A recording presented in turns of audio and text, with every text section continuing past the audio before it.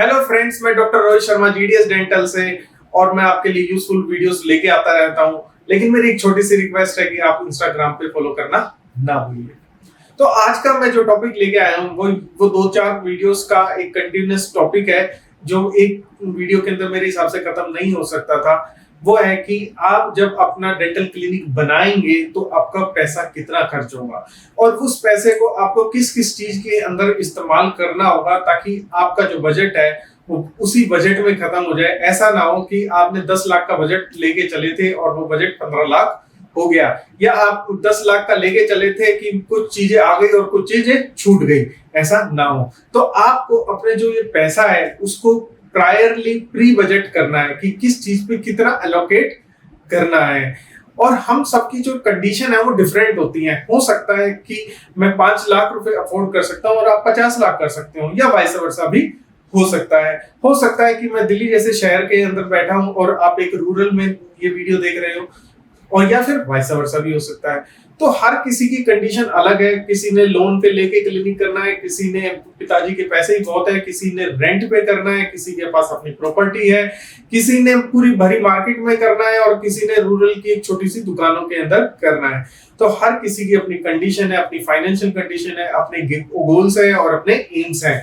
तो ये मत सोचना कि एक ही वीडियो सबके लिए फिट बैठेगी, ऐसा नहीं होने वाला है। तो फ्रेंड्स, जो इस वीडियो के अंदर मेरा जो हिसाब से मिनिमम आपको 5 लाख रुपए चाहिए और ऊपर का तो कोई अंत होता ही नहीं है। लेकिन अगर आपका बजट 5 लाख से कम है तो मैं आपको एडवाइस करूंगा कि आप एक सेकंड हैंड सेटअप खरीदिए।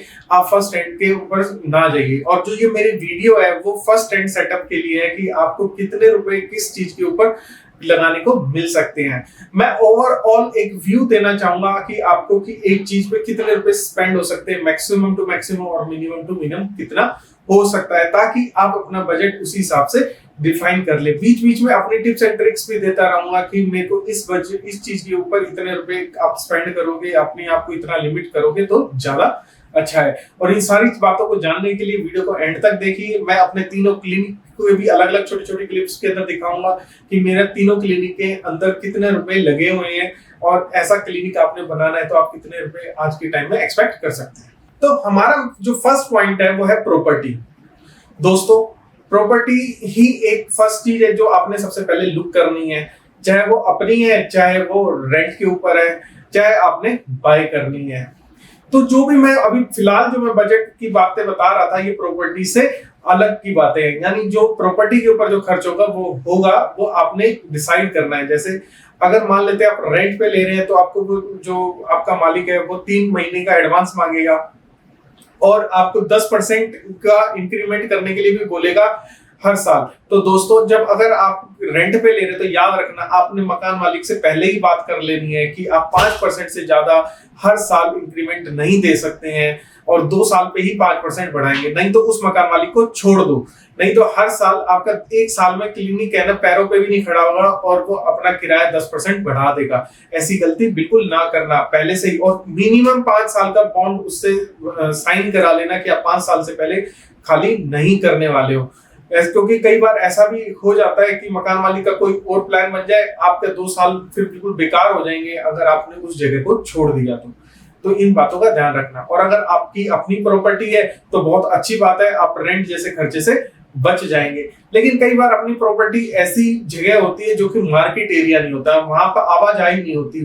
तो ये याद रखना कि अगर आपकी क्लिनिक के सामने से लोग गुजर ही नहीं रहे हैं तो आपके क्लिनिक के बारे में कैसे पता लगेगा।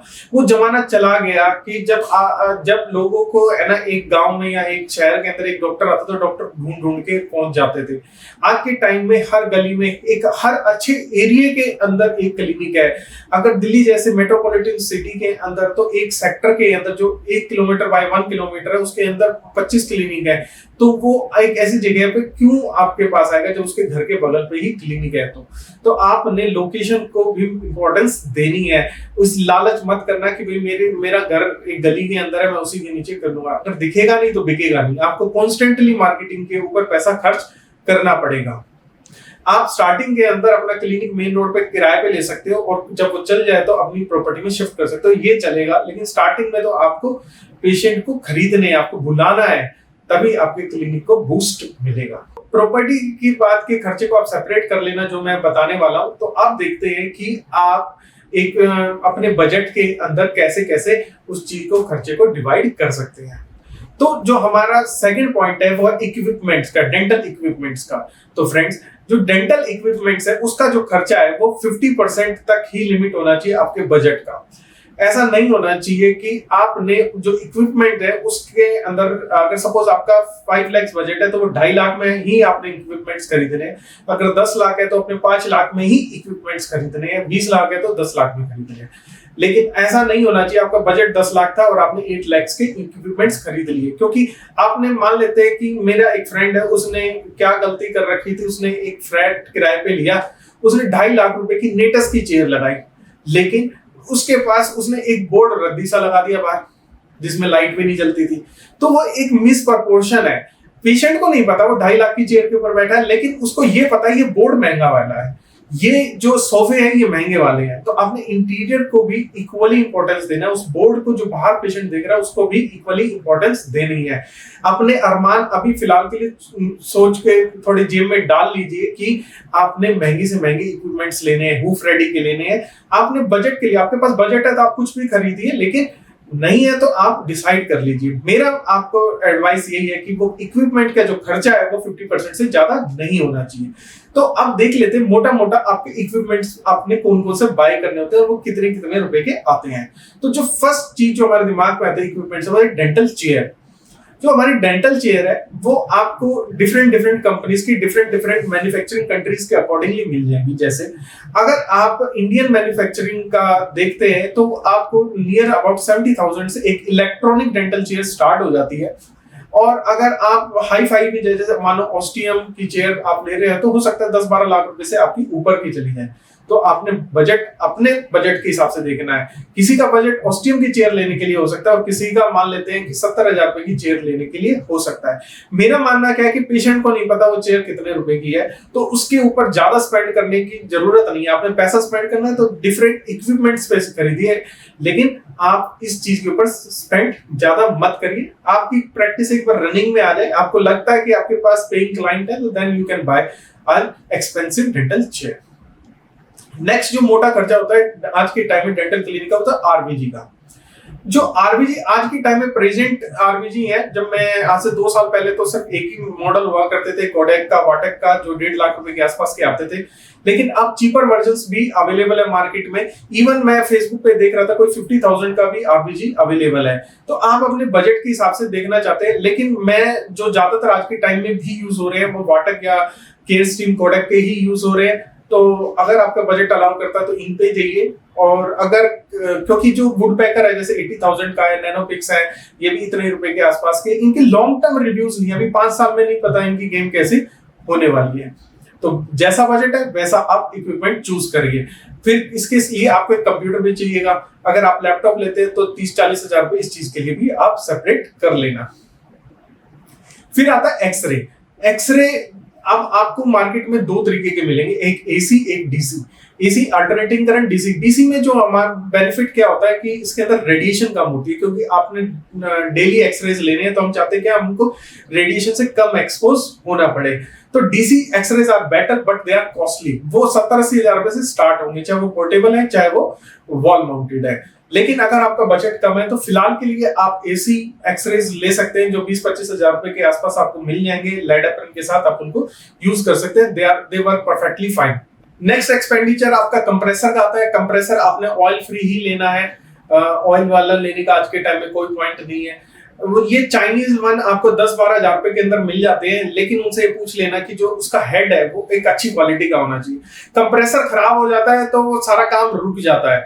मान लेते हैं आपने 10-12 हजार रुपए का एक सस्ता कंप्रेसर ले लिया, और तो आपका क्या हुआ, वो कभी भी खराब हो सकता है और आपका उस दिन की कोई कमाई नहीं होगी। अगर कंप्रेसर खराब हो जाता है, आप उसको किसी को बुलाओगे तो 24 आवर्स तो लेगा वो आने का, कंप्लेन करने का, फिर उसको ठीक करेगा, या कितने दिन लग जाए, 1-2 दिन लग जाएंगे, आप लेके जाओ। तो जो टाइम एंड है, जो वो परेशानी है वो खराब है। आप चाहे 10 हजार रुपए एक्स्ट्रा ले लो, तो मेरे हिसाब से एक डिसेंट कंप्रेसर आपको लेना चाहिए, जिसकी कॉस्ट आपको 20 से 25 हजार रुपए के आसपास की मिलेगी।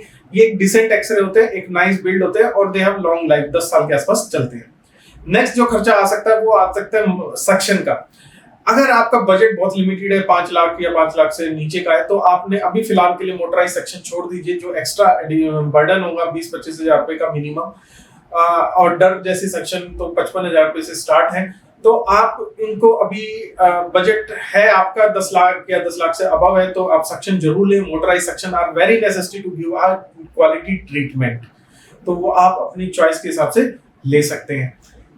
नेक्स्ट जो एक मोटा इक्विपमेंट का खर्चा हो सकता है, अगर आप एक लेविश क्लिनिक बना रहे हैं जहां पे बी क्लास ऑटोक्लेव रखना चाहते हैं, तो जो ये बी क्लास ऑटोक्लेव है वो आपका लाख सवा लाख रुपए का आएगा ही आएगा।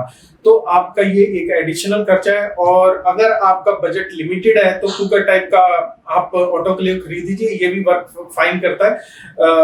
आप उसको भी डेली कर सकते हैं, बस आपको इंस्ट्रूमेंट को केयर थोड़ा ज्यादा करना पड़ेगा क्योंकि उसमें ड्राई साइकिल नहीं होते, वो वेट होते हैं। वो आप सेपरेट वीडियो है उसकी कि इंस्ट्रूमेंट कैसे स्टरलाइज करें, वो देख लीजिएगा। नेक्स्ट इंपॉर्टेंट खर्चा है हमारा स्केलर का।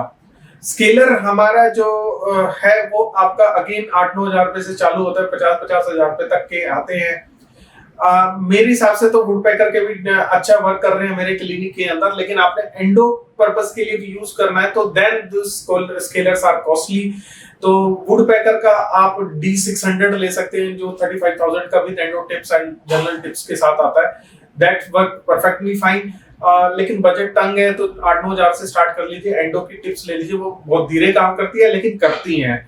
लेकिन अगर आप एक्टियोन का जैसे सेटेलक के जो आप स्केलर लेंगे they are very good, but उनकी जो टिप्स है ना वो कॉस्टली होती हैं, ये ध्यान रखना। आप बहुत सारे प्रैक्टिशनर आपको एक्टियोन के स्केलर के लिए ही रिकमेंड करेंगे, लेकिन उसकी जो आफ्टर टिप्स हैं वो थोड़ी कॉस्टली हैं, आप इस चीज का ध्यान रखना। नेक्स्ट आ सकता है लाइट क्योर। लाइट क्योर जो यूनिट है वो भी आपकी अच्छी ही होनी चाहिए, नहीं तो आप अच्छा कंपोजिट वर्क नहीं कर सकते। अगेन सेम प्रिंसिपल, अगर बजट कम है तो आप वुड पैकर की जैसे 5,000 रुपए के आसपास की लाइट आती है वो ले सकते हैं, और कम है 2,000 की ले सकते हैं। कम से कम वो क्योर तो कर देगी, ज्यादा टाइम लेंगी, लेकिन बजट ठीक है तो आइवो क्लेयर की जैसे ब्लू फेज हो गई 27-28 हजार रुपए की, या उनकी और अच्छा क्लिनिक है 20 लाख से अब उसका बजट है आपका, तो आप उनकी 80-90 हजार रुपए की भी मल्टी लाइट होते हैं उसमें 4-5 तरीके की एलईडी होती है, वो यूज कर सकते हो। नेक्स्ट जो इंपॉर्टेंट खर्चा होता है और काफी बड़ा खर्चा होता है वो होता है इंस्ट्रूमेंट्स का। इंस्ट्रूमेंट्स अगर आप आज के टाइम के अंदर जब से पाकिस्तान से इंस्ट्रूमेंट आने बंद हुए हैं तो ये कॉस्ट लगभग डबल हो चुकी है। तो एक पीएमटी सेट आपको मार्केट के अंदर, अगर आप लोकल पीएमटी सेट की बात करते हैं तो वो 50 रुपए के अंदर पीएमटी सेट आ जाएगा, और अगर आप अच्छे मिड रेंज की बात करेंगे तो 400 रुपए के आसपास का आएगा। और अगर होलो हैंडल ब्यूटीफुल प्लास्टिक के अंदर मोटे मोटे हैंडल वाले यूज करते हैं जीडीसी के या और किसी कंपनी के, तो हो सकता है वो 800-900 रुपए का एक पीएमटी सेट भी पड़े। तो यहाँ मान लेते हैं आप मिड रेंज की पीएमटी सेट 400 रुपए का सोचते हैं और 10 सेट भी ले रहे हैं आप, जो मिनिमम क्राइटेरिया 10 तो होनी चाहिए, तो भी 4,000 हो जाता है। और अगर यही 1,000 रुपए का सेट ले रहे हैं तो 10,000 हो जाते हैं। तो आपने इस तरीके से डिवाइड करना है, आपने कितने कितने के सेट लेने हैं। ऐसे ही एक्सट्रैक्शन इंस्ट्रूमेंट्स हो गए, कंपोजिट इंस्ट्रूमेंट्स हो गए, हजारों इंस्ट्रूमेंट्स आते हैं। आपके जो बजट है वो 50,000 टू 2 लाख हो सकता है, डिपेंडिंग अपॉन कि आप कौन सी कंपनी चूज कर रहे हैं। 1 लाख आप एक डिसेंट बजट निकाल के रख सकते हैं जस्ट फॉर इंस्ट्रूमेंट, जैसे यूवी चैम्बर भी उसके अंदर आ गया कि आप जो लेने वाले हो, अल्ट्रासोनिक क्लीनर हो गया। अगर आप का बजट हाई है and you are want to invest more, तो जैसे आप हूफ राइडिंग के इंस्ट्रूमेंट लेते हैं तो आप मान लीजिए कि आपका बजट 2 लाख रुपए चला जाएगा इंस्ट्रूमेंट का। नेक्स्ट आता है कंज्यूमेबल्स। जैसे आपको कम से कम 1 साल का तो कंज्यूमेबल आप लेके ही बैठोगे, थोड़ा थोड़ा लेके ही बैठोगे, कि जैसे हर फाइल सेट का जैसे 10 नंबर की फाइल की 1 डब्बी, रोटरी फाइल्स की 6 फाइल्स की 1 डब्बी, तो ये इस तरीके से जीआईसी लोगे, कंपोजिट लोगे, इसका भी 1 लाख रुपए आप सेपरेटली निकाल लो। और अगर बजट कम है तो आप चीपर फाइल्स यूज कर सकते हो, चीपर कंपोजिट यूज कर सकते हो, चीपर वो रख सकते हो। तो 50,000 से लेके 2 लाख का अगेन इसका भी वेरिएशन हो सकता है। आपने अपना बजट देखना है कि किस में क्या लेना है आपने। नेक्स्ट इंपॉर्टेंट जो खर्चा जो हम कभी कैलकुलेट नहीं करते ना, वो हो जाता है हमारा जो वाटर इनलेट और आउटलेट सिस्टम को बनाने का। ज्यादातर हम जो दुकान लेते हैं वो मार्केट एरिया में होती है और वहां पे पानी का कोई व्यवस्था नहीं होती, ना ही पानी आने की ना ही पानी जाने की। तो अगर आपकी पानी आने और पानी जाने की समस्या नहीं है वहां पे, तो आप 50,000 रुपए एक्स्ट्रा मान के चलिए कि आपका खर्चा होने वाला है। और अगर उन्हीं पाइप्स को अगर आप अंडरग्राउंड कराने वाले हैं, आप अपना फर्श तुड़वाओगे और फिर उसके बाद दोबारा कराओगे, तो ये 1 लाख रुपए और बढ़ा लो। और अगर मेरे हिसाब से बाथरूम भी बहुत इंपॉर्टेंट चीज है, आपने ऐसी जगह पे क्लिनिक नहीं करना जहाँ पे बाथरूम की व्यवस्था ना हो, क्योंकि कोई फीमेल पेशेंट आती है या आप पेशेंट कर रहे हो और आपको बाथरूम जाना है, तो आप कहाँ जाओगे? तो ये इस चीज के लिए बाथरूम बहुत नेसेसिटी है, और वहां पे बाथरूम की समस्या नहीं है तो 1,00,000-1.5 लाख रुपए बाथरूम के नाम के भी एक्स्ट्रा आप निकाल लीजिए। नेक्स्ट जो हमारा खर्चा हो सकता है वो हो सकता है बेसिक फर्नीचर का। अब जो बेसिक फर्नीचर है, इस पे आपने अपने बजट के 10% से ज्यादा नहीं लगाने, क्योंकि इसकी भी कोई सीमा नहीं है, आप कितने रुपए भी लगा सकते हो। एक जैसे ये कुर्सी, में जिस कुर्सी पे बैठा हूं, ये आपकी 5,000 रुपए की भी आ सकती है और 50,000 रुपए की भी आ सकती है। एक टेबल 4,000 रुपए की भी आ सकती है, 40,000 की भी आ सकती है। ऐसे ही जो फर्नीचर है, जो कबर्ड्स बनवाओगे, वो बहुत इंपॉर्टेंट है। कबर्ड्स के बिना कुछ काम नहीं होना। या जहाँ पे आप हैंड धोने का सिंक रखवाओगे, एक सिंक है ना 2,000 रुपए से भी चालू हो सकता है और 10,000 रुपए का भी आ सकता है। तो जो ये सब चीजें कराएंगे, ये फर्नीचर बेसिक नेसेसिटी है, इसलिए आपको अपना बजट पहले से सोच के चलना है, क्योंकि इसमें कोई सीमा नहीं है। ये 10% से ज्यादा नहीं होना चाहिए, and they are very necessity. आप इसके बिना कोई वर्क नहीं कर पाओगे। रिसेप्शन टेबल होनी चाहिए, डॉक्टर टेबल चेयर होनी चाहिए, सामान रखने के लिए जगह होनी चाहिए, एक स्लैब होनी चाहिए जहाँ पे पीओपी वगैरह मिक्स करोगे, कुछ इंस्ट्रूमेंट रखोगे, जीआईसी मिक्स करोगे, तो ये सब चीजें आपने पहले से ही बनवानी है। नेक्स्ट खर्चा होता है इलेक्ट्रिसिटी फिटिंग्स का, जो मैं ज्यादातर अपने बजट में कभी नहीं लेता, फिर पछताता हूँ। वो जैसे अगर मान लेते हैं आप जब दुकान लोगे तो फैन लगवाओगे, इलेक्ट्रिसिटी के ट्यूबलाइट फिटिंग्स कराओगे, मॉड्यूलर बटन्स लगवाओगे, चेयर के आसपास बटन होने चाहिए, आपके डॉक्टर के टेबल के आसपास बटन होने चाहिए, रिसेप्शन एरिया में होने चाहिए, टीवी के लिए होने चाहिए, जो कनेक्शन होना चाहिए। तो इनके अंदर भी आज के टाइम में ये जो, इवन जब आप तार लेने जाओगे तो आपको पता लगेगा उसकी कीमत क्या है। They are very costly nowadays. एक छोटे छोटे काम के लिए जो इलेक्ट्रिशियन है बहुत सारे पैसे चार्ज करके जाता है। फिर जो नेक्स्ट खर्चा हो सकता है एसी का हो सकता है। अगर आपके क्लिनिक में आप 2 एसी लगाने के प्लान कर रहे हो तो 80,000 रुपए तो यही हो गए, 2 विंडो स्प्लिट एसी के। अगर आप इन्वर्टर रख रहे हैं तो 40-50,000 रुपए का इन्वर्टर आ गया। अगर आप जनरेटर रख रहे हैं तो उसका, तो इस चीज का भी प्लान करें कि जो बेसिक आपकी इलेक्ट्रिसिटी फिटिंग्स हैं जो होनी है, उसका भी एक बजट आपके दिमाग में पहले दिन से होना चाहिए। नेक्स्ट आता है इंटीरियर का खर्चा। हमें इंटीरियर पे भी पैसा लगाना होता है, क्योंकि पेशेंट को चेयर कितने रुपए की है ये नहीं पता, पीएमटी सेट कितने रुपए का ये नहीं पता। हाउ ही गोइंग टू जज यू बाय इंटीरियर। जितना अच्छा इंटीरियर, वो उतना हिसाब से ये समझ लेगा कि आपके चार्जेस हाई होने वाले हैं, आप अच्छे होने वाले हो, बेकार होने वाले हो। आपका क्लिनिक गंदा दिख रहा है तो ट्रीटमेंट तो करा लेगा लेकिन आपको चार्जेस नहीं देगा। चार्जेस हाई रखने तो इंटीरियर हाई होना चाहिए। तो इंटीरियर हाई तो सब सुंदर तो सब बनाना चाहते हैं, इसका भी कोई अंत नहीं, कितने रुपए का भी आप स्पेंड कर लो इंटीरियर के ऊपर। तो मेरे हिसाब से अगेन 10% से ज्यादा नहीं होना चाहिए। आप व्हाइट वॉश करा रहे हो, आप पेंट करा रहे हो उसके ऊपर, या वुडन वर्क करा रहे हो, there is huge difference between the price. तो आप अपनी पॉकेट के हिसाब से उसको वर्क कर सकते हो। नेक्स्ट खर्चा हो सकता है मंथली फीसिस का हो सकता है। जैसे हमारे बायोमेडिकल वेस्ट होता है हमारे यहाँ पे एमसीडी भी चार्जेस करती है, हालांकि देता कोई नहीं है लेकिन दे चार्ज। मेरा 1,00,000 रुपए से ऊपर का बिल हो रखा है एमसीडी के अंदर, जो डेली कूड़ा उठाने वाला आता है। या पेशेंट मैनेजमेंट सॉफ्टवेयर हो गया जो मैं यूज करता हूँ, इस तरीके की भी मंथली बिल्स आपके हो सकते हैं। या आपके एरिया में कुछ रूल्स हो जो मुझे नहीं पता, या अगर आप मान लेते हैं अपना नाम को रजिस्टर करना चाहते हो अपने क्लिनिक के, या अपना लोगो रजिस्टर करना चाहते हो, तो 10-15 हजार उसके अंदर भी लग जाएंगे आपके। नेक्स्ट अब जो 2 खर्चे बताने जा रहा हूं, आदमी कोई नहीं सोचता उसके अंदर, लेकिन एक्चुअली में ये आपके बजट में होने चाहिए। अगर इसको नहीं किया तो आपने जो जितना काम किया वो भी सब बेकार हो सकता है। वो होता है मार्केटिंग का खर्चा। मार्केटिंग तो सबसे पहली चीज होनी चाहिए जो आपके माइंड में आनी चाहिए। तो मिनिमम टू मिनिमम उसका 10% हिस्सा होना चाहिए। अब जितना इसको बढ़ाओगे उतना ज्यादा पेशेंट पाओगे, ये मेरे को बात याद रखना। अब मार्केटिंग में क्या है कि मान लेते हैं आपके क्लिनिक के, मेरे ख्याल से हर क्लिनिक के अंदर 2 बोर्ड तो वो बाहर लगा ही सकता है। एक बाहर बोर्ड जो आपकी उसके छत के ऊपर होगा, और एक जो साइड में भी एक आध बोर्ड जो टांग सकते हैं। तो छत वाला बोर्ड आपको अगर विदाउट लाइट लगाते हो तो सस्ता सा है, विद लाइट लगाते हो तो महंगा है। अगर आप 3D एक्रेलिक बोर्ड लगाते हो तो लाख रुपए तक चले जाते हैं। तो आपका बजट डिसाइड करेगा कि इस पे कितने रुपए स्पेंड करने हैं, और करने जरूर है, ये याद रखना। फिर होता है आपने ऑफलाइन मार्केटिंग, आपने क्लिनिक खोल लिया, लेकिन लोगों को कैसे पता कि आपने क्लिनिक खोल लिया? आपको आसपास पैम्फलेट्स बंटवाने पड़ेंगे, आपको कुछ फ्लैक्स बोर्ड लगवाने पड़ेंगे, हो सकता है किसी मंदिर में जाके कोई जागरण जोगरण या भंडारा या कुछ तो करना पड़ेगा ना, जिससे लोगों को ये पता लगे कि आपने क्लिनिक ओपन किया है। तो उसका भी बजट होना चाहिए, ऑनलाइन भी बजट होना चाहिए। आज के टाइम में हर आदमी स्मार्टफोन यूज कर रहा है, तो यू शुड यूज इट कि आपका क्लिनिक ऑनलाइन भी पेशेंट को दिखे।